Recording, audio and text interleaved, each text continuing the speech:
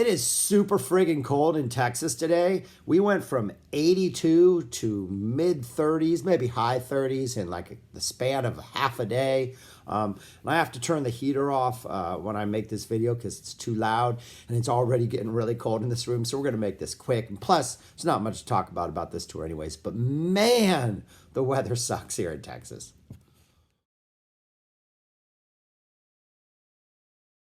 My name is Shaggy, the Opinionated Hippie, currently ranking and reviewing all 26 of Frank Zappa's live tours that he played in his life.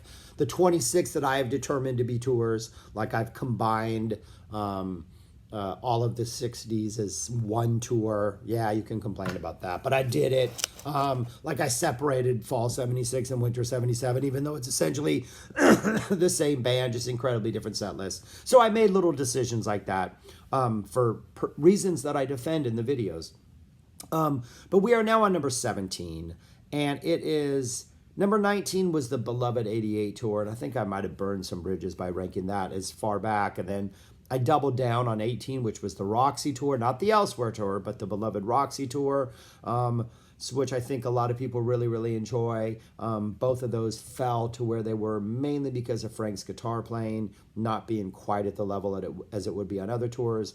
And now number 17, we have another beloved tour. We are going with a scorched earth policy to just get rid of all the things the fans love the most, and then put that behind us and burn all our bridges. But number 17 is the 1972 Grand Wazoo Tour. And really the main reason it is at number 17 is this tour consists of 8 shows. 8 shows. Really, there's only one good boot out there of any of the shows, and even that, the sound quality is pretty poor and very, when everybody's playing, it gets to be a little muddled and cacophonous. There's a number of boots from this tour of the 8 shows. I think I have bits and pieces of 5 of the shows, but none of them sound good. And really the only time it's enjoyable is during some of the solo sections when sort of the musical landscape kind of gets a little sparser and things are able to be heard a little more. But other than that, there's not a lot of really good sounding material out here. On the officially released side, the ZFT did release Wazoo, the complete final show of this tour, the Boston show. I ranked that number 6 in my top 55 of the post-Zappa releases. An incredible album. I listen to that frequently. There is a video on that, number 6, Wazoo. So I'm not going to go in much into what's on that or the material that's on that, though, of course, when talking about this tour, I will cover that stuff. But yeah, so it was 8 shows. It was a 20-piece band. I think there were like 12 woodwind / brass players. There was a synthesizer. Ian Underwood played synthesizer. You had Jim Gordon and Dave Parlato on drums and bass respectively. Tony Duran was on slide guitar, excellent slide guitar. You can hear a little bit of him on the Grand Wazoo, but he's a little more, in almost all the tapes, he's high in the mix. Tony Duran is represented well, even on the poorer sounding stuff. Frank on guitar, yeah, and then 2 percussionists, Ruth Underwood and Tom Rainey. Raney, R-A-N-E-Y. So 20-piece band. They mostly did kind of the same set list every night. Frank, of course, being Frank, tinkered with things as the tour went on. There were a couple one-off performances of stuff. A lot of the material was just kind of like presented in like a jazz standard sort of way, you know, in which you get the theme in the head, and then you get a section with a whole bunch of solos, and then you get the closing theme again at the end. Everybody, it seems like a lot of different people get a chance to solo. It seemed like Frank tried to spread the love around as much as possible on every night. Probably the most interesting thing about the soloists are all incredible, but the sort of different rhythmic backgrounds that each soloist gets to operate over and how Frank created those and conducted those. And the Wazoo release is an excellent example of that. There is a version of Gregory Peccary on there. This is an early version of Gregory Peccary. Still doesn't have the steno pool section. Doesn't have a couple other sections that would be in the final release. But in that version, for the first time, Frank decides for the previous performances of Gregory Peccary, there were no solos. It was just like the compositional elements of the song. For that final performance, as he decides to blow it all out, as he says, he inserts solo sections between the different movements. And it's interesting because he's given instructions to the band members, like, okay, so when we reach this, you're just going to play a bunch of like eighth notes, and then once you play these eighth notes, I'll lead you into different things, and I'll point to, you guys are going to solo first, and then you guys are going to solo in the second movement. And so in real time, he's telling them what's just going to happen in the moment that they've never rehearsed, and of course, it all works out wonderfully. And this tour is filled with a number of those moments. Can't hear them all well, but it's filled with that. But I was looking at the other tours that are on this list, and like even the ones that I've already done, I can probably find 8 shows that are really great shows. Maybe not as great as these 8 shows if I heard them all in the best sound. I'm not saying the 84 in any way compares to this tour, but it's only got 8 shows. It was hard to like rank this any higher. I just felt like you didn't really put in the effort. You didn't put in the work. I mean, the sample size is so small. Maybe if you had done 20 shows, half of them would have sucked because it would just been too many people and too wieldy and just too burdensome. Burdensome. I don't know. But that's why it's here. But it's still an absolutely incredible tour. And I do recommend that everybody check out the Wazoo album because the sound is amazing and they're just incredible performances. But there were about 10 songs that were played pretty regularly on the tour. You got the Adventures of Gregory Peccary, which other than that last version did not have solos. It was just the 3 movements. New Brown Clouds, which became a part of Gregory Peccary, was the opening song for the first 2 shows, I think only. It was its own separate entity. And then as the tour went on, Frank tacked it on to the end of Gregory Peccary where it stayed and became a part of that song.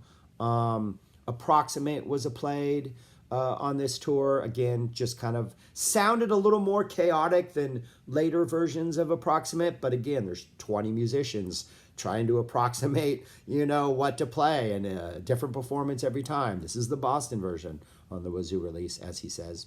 Everybody cheers like they didn't realize they were in Boston. He introduces Approximate. He explains how it's essentially different every time because they're literally just picking, the pitches they play when they're supposed to.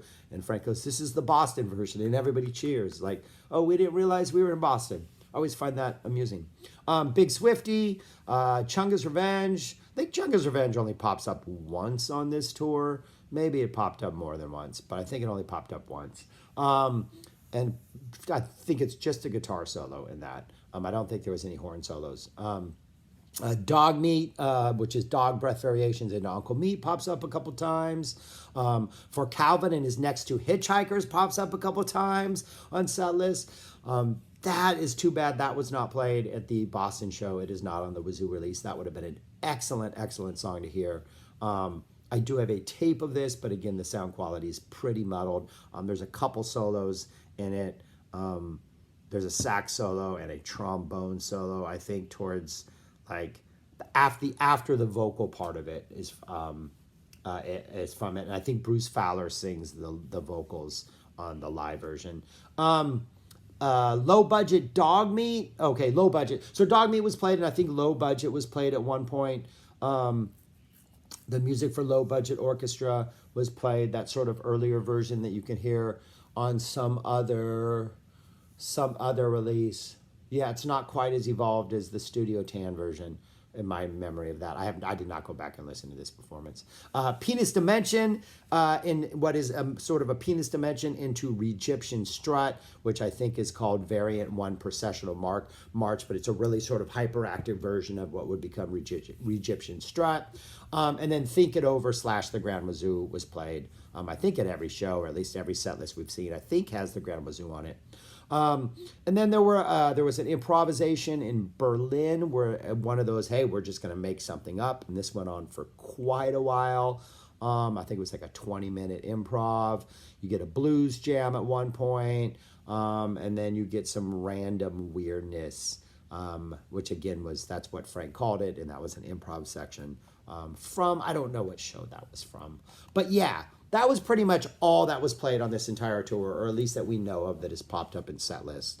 That Wazoo release has the Grand Wazoo, Approximate, Big Swifty, a Gregory Peccary, and then the Penis Dimension Egyptian Strut, all of which sound phenomenal. But that's pretty much all I have to say about this. Like Frank's guitar playing on here, I think the first real big leap Frank takes as far as me enjoying his guitar playing, like a next level, is the Spring Summer 73 tour. There's this tour, then there's the Petite Wazoo tour, which I think is more interesting than this tour as far as guitar playing goes. Then I think there's a pretty big leap once he gets to that Spring Summer tour.